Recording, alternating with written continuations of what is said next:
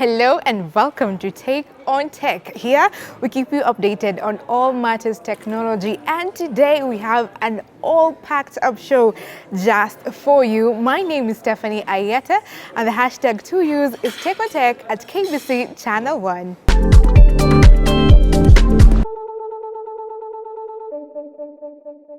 The question of the day is based on the theme of this year's internet governance. We are asking you, what is the internet we want? Talk to us on this matter at KBC Channel 1 using the hashtag TakeOnTech.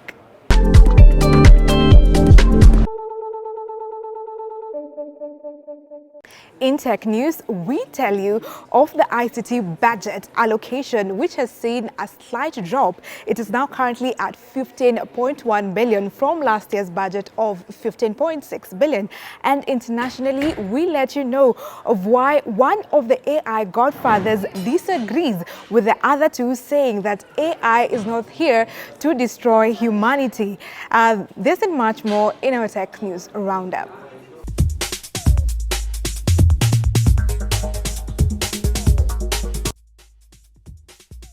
The ICT sector has been allocated 15.1 billion out of the 3.6 trillion of the 2023-2024 budget to fund initiatives in the ICT sector. The government has prioritized its digital economic plan and digitalization of services. This is because the digital superhighway will play a critical role in enabling government to achieve the objectives of bottom-up economic transformation agenda, as well as enhancing revenue collection through automation. Out of the 15.1 billion, the Konza City project has taken the lion's share. 600 million is for the government shared services to fast-track the development of Konza Technopolis City. In line with digitalization, this year, 893 million Kenyan shillings will work towards digitization and construction of land registries. 400 million Kenyan shillings has been allocated for digital literacy programs and ICT integration in secondary schools. Additionally, Treasury has set aside 749 million Kenyan shillings for research, science, technology and innovation. As part of the government continued plans to phase out old driving licenses, 500 million Kenyan shillings has been allocated for the smart driving licenses.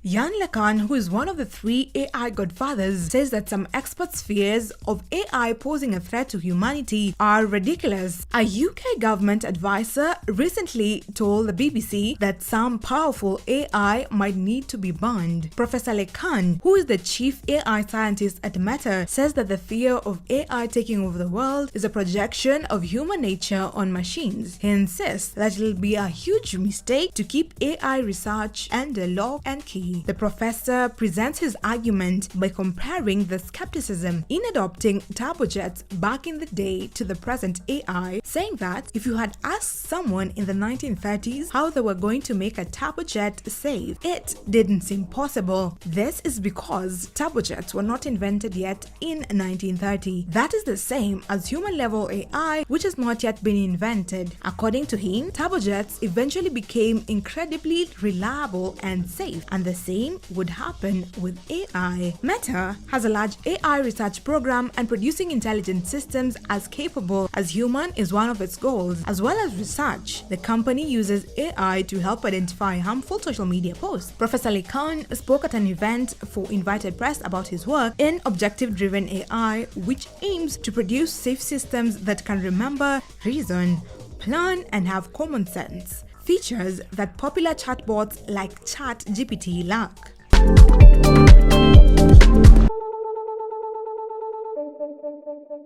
Today, we are here at the Kenya Internet Governance Forum. This is a multi-stakeholder forum that gathers people from different sectors, both public and private, to talk about matters of public policy around the internet. And today marks the last day of an event that started on 19th of June this year. We tell you all about it in our Tech News Roundup.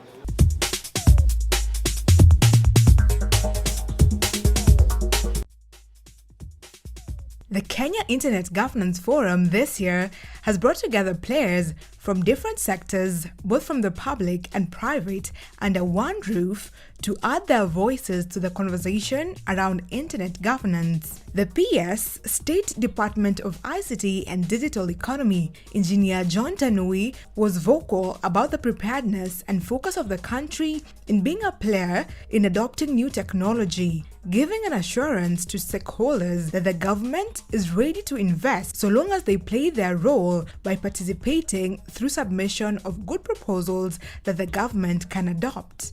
Jack Ngare, a technical director from the office of the CTO at Google, spoke on the need of coming up with ways of selling our story as a country in regards to promoting AI and our talent. Cecilia Nyawera, head of executive search at Aga Khan University, who is pro-AI, strongly opposes those of the belief that AI will replace people, saying that one can use it to improve their performance in their organization. I am Carlotta Serali. I work for the Digital Transformation Center, GIZ Kenya. And yes, my focus is set on online gender-based violence. Let me actually start with a figure, because an estimated number of 259 million girls, fewer girls, have still no access to internet than men. So I think that's a huge challenge that we still should have in mind, especially globally, that fewer women have still no access than men to the internet. And also, 130 million girls are still denied the right to education, which is also a huge challenge. And therefore, I think together we need to address individual and systematic biases, also to increase the participation for women, especially also here in Kenya. So yeah, we are very thankful to be here and also to collaborate with KICTANET together. So we have a few initiatives. So GIZ Kenya has a few initiatives, especially this project, Digital Transformation Center, that I work for. For example, we have different components, the online gender-based violence module, which my focus is on. And for example, last year we implemented this Digital Inquiry Kit. It's an e-learning guide for people against hate speech and misinformation, so they have the possibility to actually learn how to protect themselves against misinformation and hate speech. On speaking about AI's impact on children and the role of parents in how their children consume technology, she had this to say. My name is Cecilia Nyawera. I work for Aga Khan University. I am talent acquisition. I head up the talent acquisition within East Africa. It will never.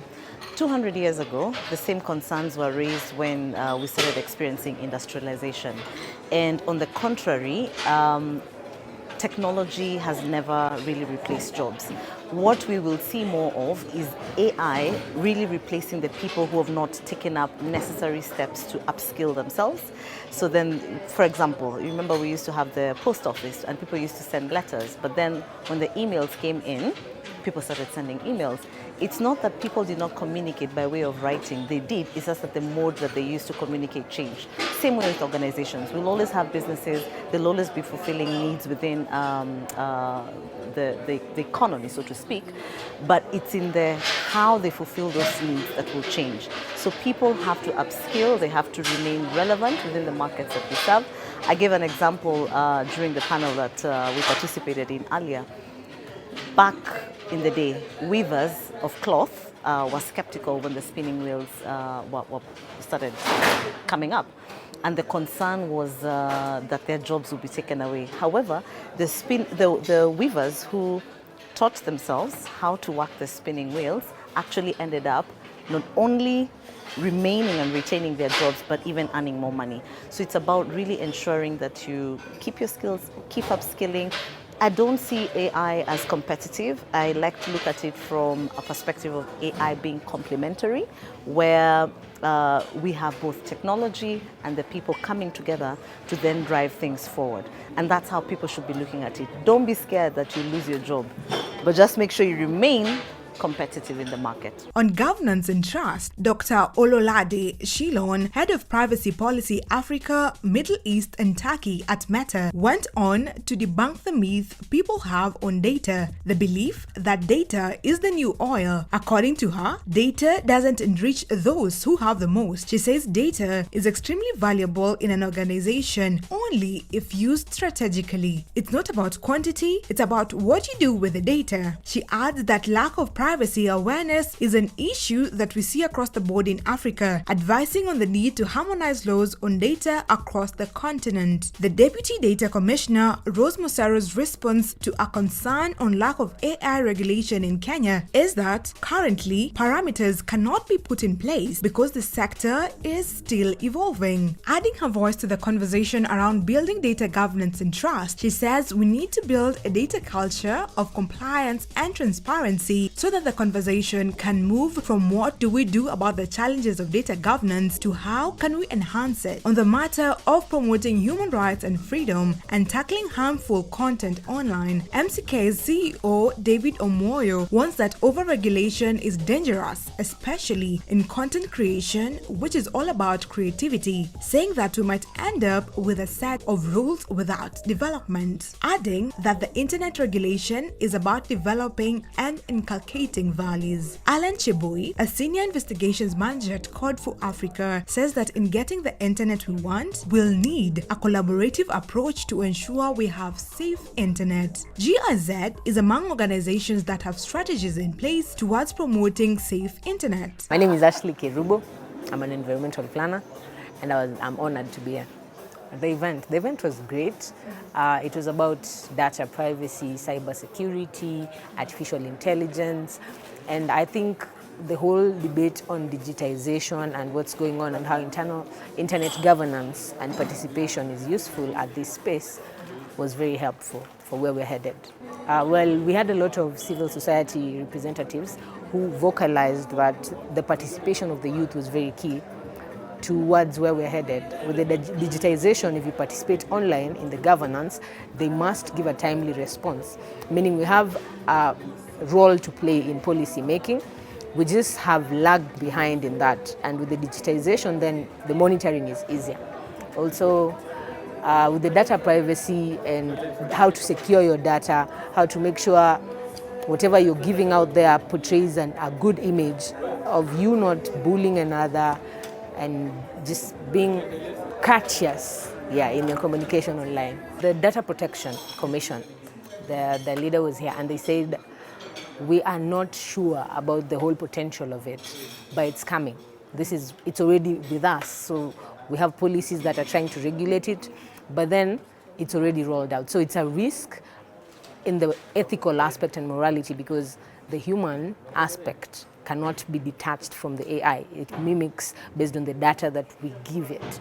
So there is that aspect that is scary, so the policy needs to be speedy so that the youth can actually infiltrate this space without chaos.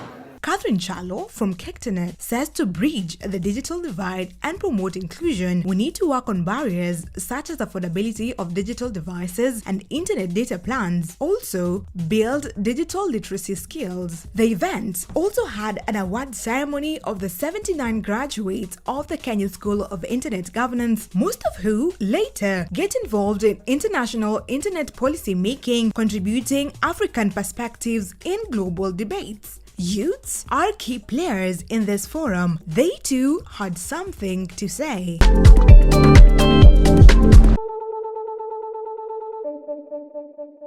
From that interesting event, we now move on to Tech Talk. Let's now join Grace Githaiga. You're watching the interview section of Tech on Tech, a weekly program that comes to you every week via KBC Channel 1. It breaks down technological concepts and issues into an non-tech way. Now, the role of e-commerce in this country has really risen. People just want to shop from the comfort of their houses, from the comfort of their offices. And so we are starting to see more and more adoption of e-commerce platforms. Now, In today's interview section, we are speaking to Marie-Louise Damwanza.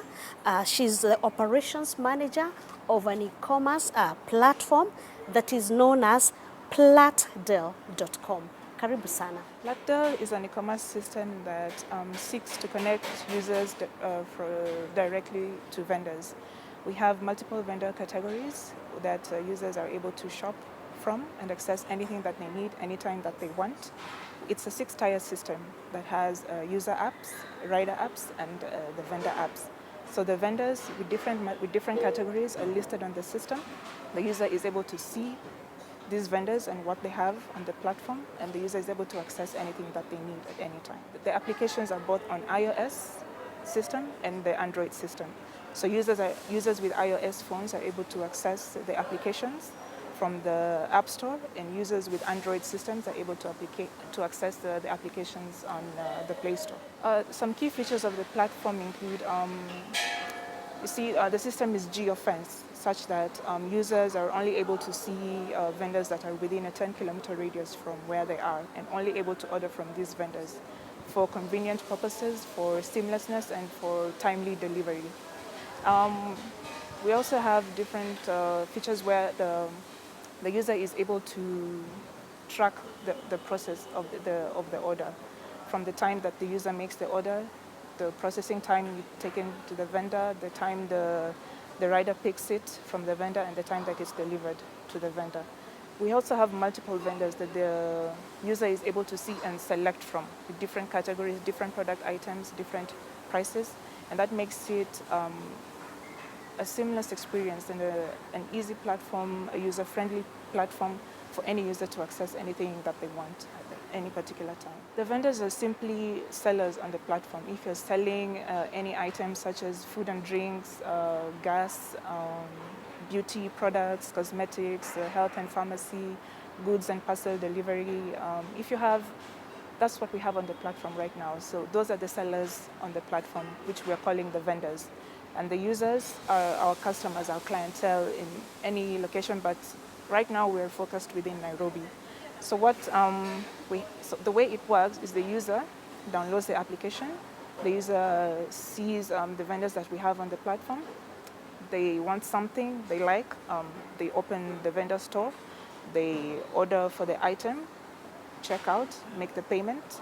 The vendor receives the notification that this is what the customer wants. The vendor is able to contact the customer. The vendor is also able to contact the rider to come and pick the item. So the vendor begins the processing time. The user is also able to track this processing time. The vendor packages it, notifies the rider to come for the item. The rider comes for the item. The user is also notified the rider has picked the item. The rider comes, collects it, and takes it to the customer. The moment it reaches the customer on their end signs on the rider app to confirm they have received this item. On our end, we're also monitoring the process so that we check, we keep everyone accountable, the vendor, the rider, and the user, so that we also have post-order support for both the vendor, the rider, and the customer. That's how it works. In today's interview section, we are speaking to Marie-Louise Damwanza, who is the operations manager of platdel.com, an e-commerce platform. We take a break, and when we come back, we continue with the interview. Keep watching.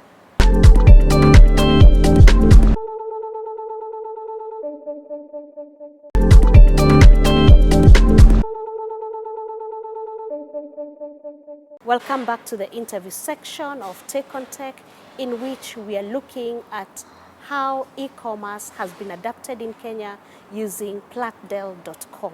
We have card payment right now that the users can have, and we have money transfer payments at the moment. The customers have responded quite well, considering another feature I forgot to mention, that we do deliveries within 20 minutes, because yes, that's the convenience that we want our customers to experience.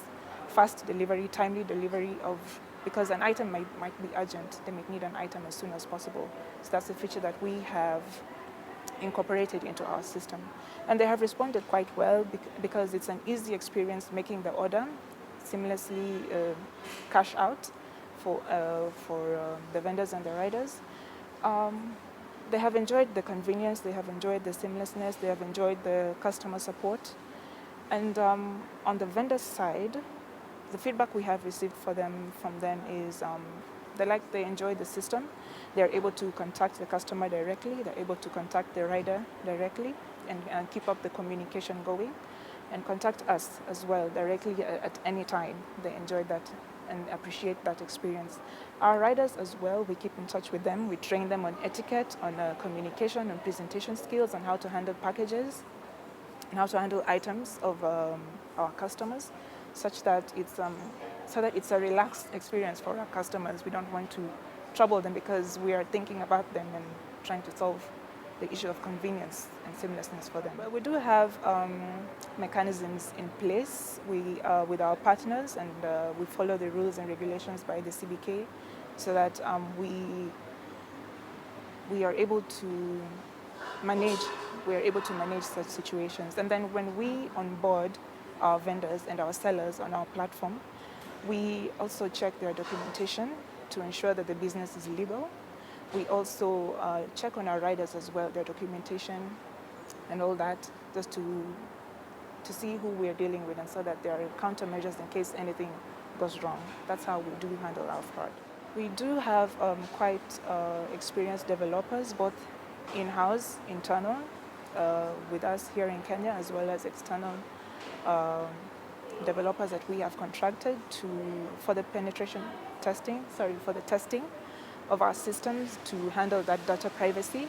We also follow the rules and regulations laid out by the Kenyan government and the data protection and the data privacy laws, so that we follow all these measures and follow all the rules and the laws that are in place to ensure the customer data is handled the way it's supposed to be handled. Yes, that's important in this time and age to have such measures in place, and recognizing the customer might want their data privacy and protection laws in place with any platform that they're dealing with, so that there's no cases of fraud. We do have a system that ensures our users have a comfortable and trustworthy experience on our platform. We have a customer support service that keeps in communication with them as they are making the order, and throughout the whole process. We are in communication with our customers, we're in communication with our vendors, we're in communication with our riders to ensure the process is seamless from start to finish, as well as post-order support in case the customer has any issues. We do background checks on the people that are selling on the platform. We do have policies for all our vendors, policies for all our riders, and policies for also our users in terms and conditions and all that, so that users have a great and flawless and ease experience when they're shopping on our platform. And that's it from our interview section today, in which we looked at e-commerce platform known as Platdel with the operations manager, Marie-Louise Damwanza. Please continue following us on our social media handles, and that's at KBC Channel 1 across all the handles. My name is Grace Githaiga. Keep watching.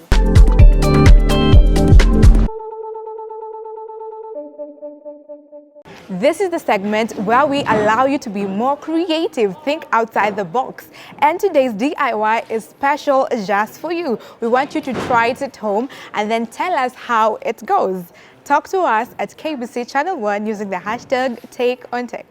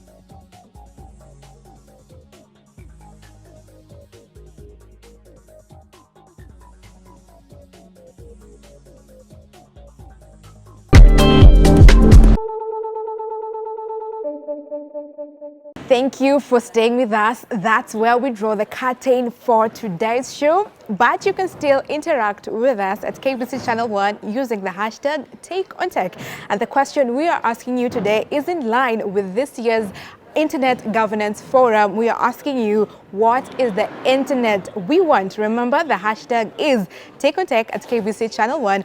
My personal handle where you can interact with me is at Stephanie Ayieta across all social media handles. Let's meet next week, same time, same place.